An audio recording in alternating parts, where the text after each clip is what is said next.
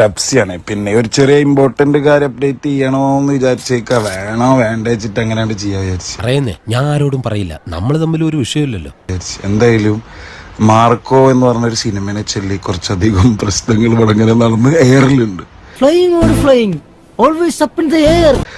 First of all നിങ്ങളോട് ഇത് പറയാനുള്ളത് വെച്ചാല് ഇതിലിപ്പോ പ്രത്യേകിച്ച് ഒന്നുമില്ല. അവർക്ക് ഞാൻ ചോദിച്ച കായ് അവർക്ക് തന്ന് ഞാൻ പോയി പ്ലേ ബാക്കൊക്കെ പാടി കൊടുത്ത് പോന്നു.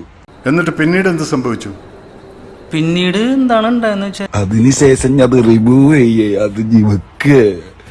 അതിലൊന്നും യാതൊരുവിധ കുഴപ്പമില്ല. അതുകൊണ്ട് അവരോട് നമുക്ക് യാതൊരു വിരോധവും ഇല്ല. ഇതിന്റെ ഭാഗത്തു നിന്നുള്ളൊരു സംഭവമായിട്ട് ഞാൻ പറയാണ്. എന്ത് തങ്കപ്പെട്ട മനുഷ്യനാടാ ഇവനെ പറ്റി നീ തോന്നിയ ദിവസം പറഞ്ഞത്. എന്റെ അറിവില്ലായ്മ കുറവുണ്ട് അങ്ങനെ പറഞ്ഞു പോയതാണ്. ഇവർക്ക് ഇഷ്ടപ്പെട്ടാലോ അല്ലെങ്കിലോ I am just A play backing എന്നുള്ളൊരു മൂഡിൽ മാത്രമാണ് പാട്ട് ചെയ്ത്. അതിന്റെ കമ്പോസറും മറ്റേ ഇതൊന്നും ഞാനല്ല. അപ്പൊ ഒരു പാട്ട് പുറത്തിറങ്ങുന്നതിന് മുന്നേ ഞാനത് 1000 1500 തവണ കേൾക്കും. എഴുതപ്പെട്ട് റെക്കോർഡ് ചെയ്ത് റഫ് കട്ട് കിട്ടിയിട്ട് ഞാൻ അതിന്റെ ഫൈനൽ റെക്കോർഡ് ചെയ്യാൻ മൈക്കിന്റെ അടുത്തേക്ക് പോകുന്നവരെ അതിന് ആയുസുള്ളു. അതിലേക്ക് എന്ത് ചേഞ്ച് വേണേലും വരുത്താം. അതിനുവേണ്ടി ആ പാട്ടിനെ ഞാൻ പല രീതിയിൽ ആസ്വദിച്ച് കേൾക്കും. അതെടുത്തു കഴിഞ്ഞാൽ അസ്സലാമു അലൈക്കും, കഴിഞ്ഞ പരിപാടി. അതിന്റെ പോരായികകളെ തീർക്കല് ആ വ്യക്തിയുടെ ആ സ്ഥാനത്തിരിക്കുന്ന ആളുടെ ഉത്തരവാദിത്വമാണ്.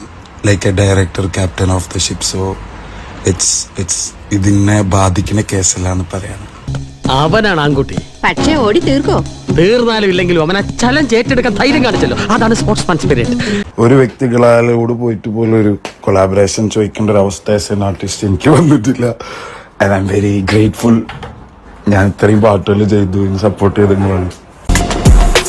260 സ്റ്റേജുകൾ 360 ദിവസങ്ങൾ കൊണ്ട് കവർ ചെയ്ത ഒരു ആർട്ടിസ്റ്റ് എന്നുള്ളത് ഡബ്സി മാത്രമേ. അവന്മാരോട് പോയി പറയണം ഞാൻ ഒരു വരക്കം കൂടെ വരണുണ്ടെന്ന്.